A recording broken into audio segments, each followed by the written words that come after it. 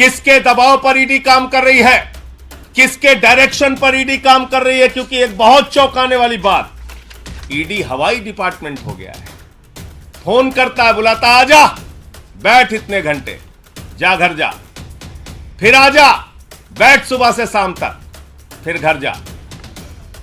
आप गुंडागर्दी करके, धमका के, डरा के, कान के पर्दे फाड़ के तेरी बेटी कॉलेज कैसे जाएगी, इस तरह का बयान देके जांच कर रहे हो?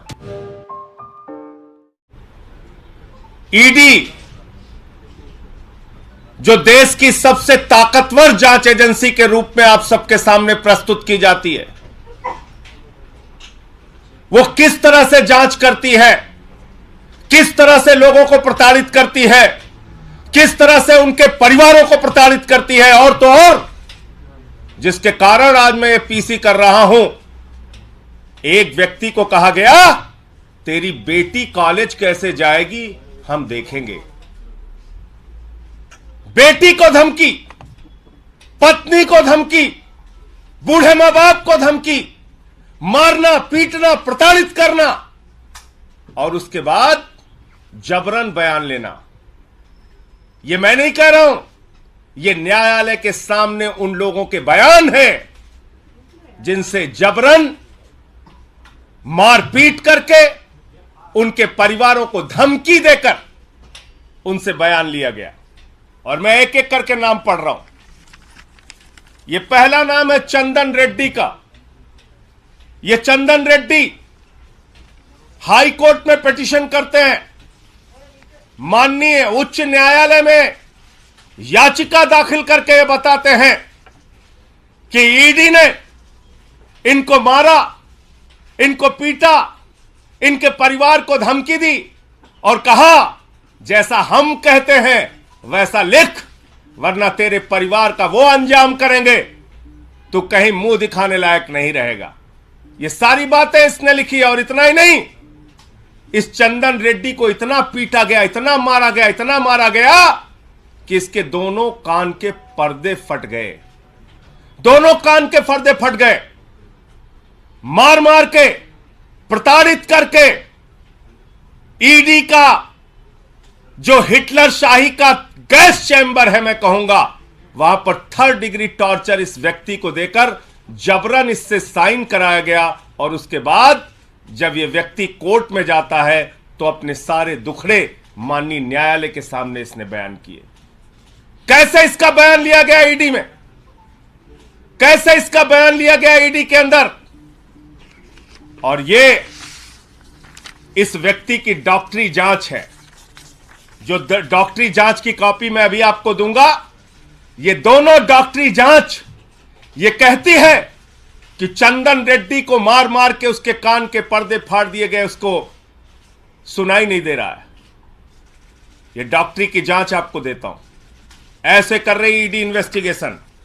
पहला आदमी चंदन रेड्डी, दूसरा अरुण पिल्लई।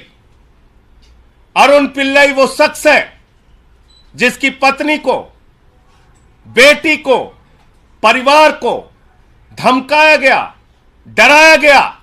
ईडी ने बयान लिया और बयान लेने के बाद यह शख्स कहता है, न्यायालय में लिखकर देता है, माननीय न्यायालय के सामने कहता है मुझसे जबरन झूठा बयान ईडी ने लिया, मुझसे जबरन झूठा बयान ईडी ने लिया। अरुण पिल्लई। तीसरा व्यक्ति समीर महेंद्रू।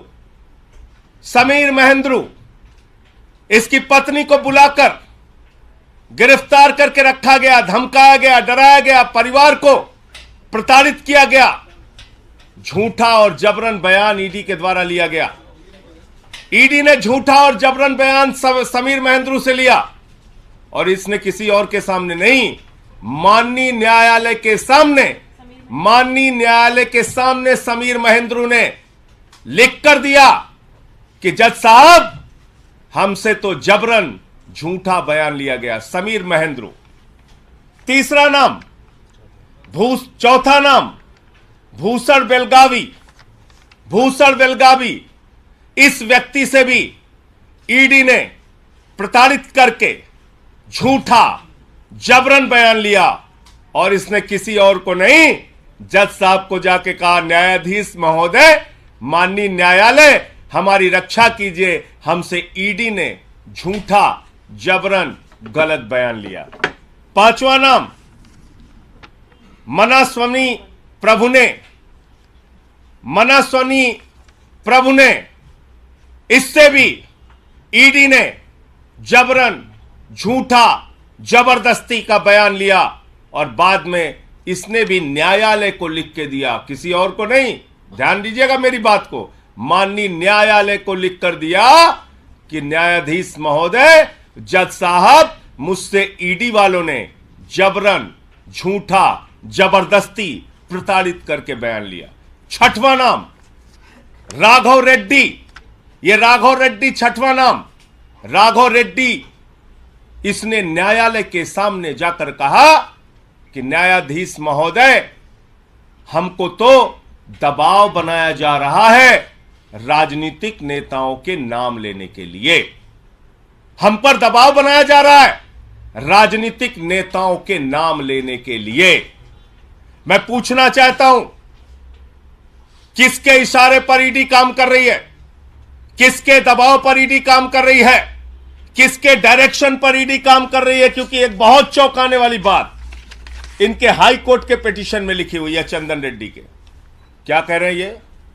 कह रहे साहब, ईडी के अधिकारियों ने तो मारा पीटा, कान के पर्दे फट गए। वहां कुछ ऐसे भी लोग थे जिन्होंने हमको मारा पीटा, जिनको जो ईडी के ऑफिशियल्स भी नहीं थे। ऐसे लोग थे जो ईडी के अधिकारी नहीं थे, उन्होंने भी हमारे साथ मारपीट की। कौन से लोग हैं? किस पार्टी के गुंडे ईडी के दफ्तर में जाके लोगों के साथ मारपीट कर रहे हैं? कौन से लोग हैं जो ईडी के दफ्तर में जाते हैं, पूछताछ करते हैं, मारपीट करते हैं और जबरन बयान लिखवाते हैं? इसका खुलासा होना चाहिए। माननीय हाई कोर्ट के सामने यह याचिका पड़ी है। इसके साथ साथ मनीष सिसोदिया जी के पीएस रिंकू, आप जानते हैं कानून में नियम है, किसी को भी बुलाओ, नोटिस दो, पूछताछ करो, कैमरे में पूछताछ करो और सारी जानकारी ऑन पेपर रखो। ईडी हवाई डिपार्टमेंट हो गया है। फोन करता है, बुलाता, आजा, बैठ इतने घंटे, जा घर जा, फिर आजा, बैठ सुबह से शाम तक, फिर घर जा। आप गुंडागर्दी करके, धमका के, डरा के, कान के पर्दे फाड़ के, तेरी बेटी कॉलेज कैसे जाएगी, इस तरह का बयान देके जांच कर रहे हो? इस तरह का बयान देके जांच कर रहे हो? मैं देश के प्रधानमंत्री से पूछना चाहता हूं, आपने बेटी बचाओ बेटी पढ़ाओ का नारा दिया है, बेटियों के नाम पर धमकी दी जाएगी तो कोई आदमी तो अपने प्राण भी दे सकता है, कागज पे दस्तखत करना तो बहुत दूर की बात है। लड़ना है तो सामने सामने लड़ो, कायरों की तरह बेटी का, पत्नी का, परिवार का सहारा लेके मत लड़ो, सामने सामने लड़ो। जो भी लड़ाई करनी है सामने सामने करो। और आपको याद होगा, देश की पार्लियामेंट में, देश की संसद में मैंने सारे विषय सिलसिलेवार करके एक एक मुद्दा उठाया था ईडी के संबंध में और कहा था कि पिछले 8 वर्षों में 3000 छापेमारी ईडी ने की है और मात्र 0.5% ईडी का कन्विक्शन रेट है। और यह कहने पर मुझे प्रिविलेज का नोटिस मिला। बहुत अच्छी बात है।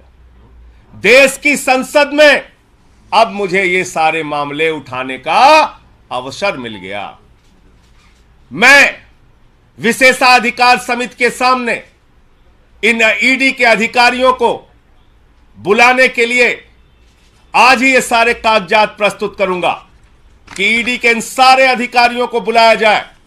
विशेषाधिकार, संसद की विशेषाधिकार समिति के सामने मैंने जो मामला पार्लियामेंट में उठाया था, उन आरोपों को ये सारे कागजात 100%, मैं तो कहूंगा 100% से ज्यादा सिद्ध करते हैं कि ईडी राजनीतिक दबाव में जबरन झूठा मामला बनाती है, सरकारों को बदनाम करती है, सरकारों के ऊपर झूठे आरोप लगाती है। शराब घोटाला जैसी कोई चीज उसका कोई सिर पांव है ही नहीं। जिन लोगों के जबरन बयान लेकर ईडी ने ये सारे मामले बनाए हैं, वो तो न्यायालय के सामने जाकर कह रहे हैं, हुजूर हमें तो मारा जा रहा है, हमारे तो कान के पर्दे फाड़ दिए जा रहे हैं, हमारे परिवार पे दबाव बनाया जा रहा है, हम पे दबाव बनाया जा रहा है और झूठे बयान लिए जा रहे हैं। बहुत अच्छा है, अब देश की, भारत की संसद की, पार्लियामेंट की विशेषाधिकार समिति के सामने जिसने मुझे नोटिस दिया है, ये सारे विषय और मामले मैं रखूंगा और इन सारे अधिकारियों को वहां बुलाने के लिए बोलूंगा कि इन सबको बुलाया जाए और पूछा जाए कि हाई कोर्ट से लेके और न्यायालयों में जो इनके खिलाफ शिकायतें की गई हैं, उसके तथ्य, उसकी सच्चाई, उसकी हकीकत क्या है। खबरों में बने रहने के लिए फोरम 4 को सब्सक्राइब करें और नोटिफिकेशन पाने के लिए बेल आइकन दबाएं।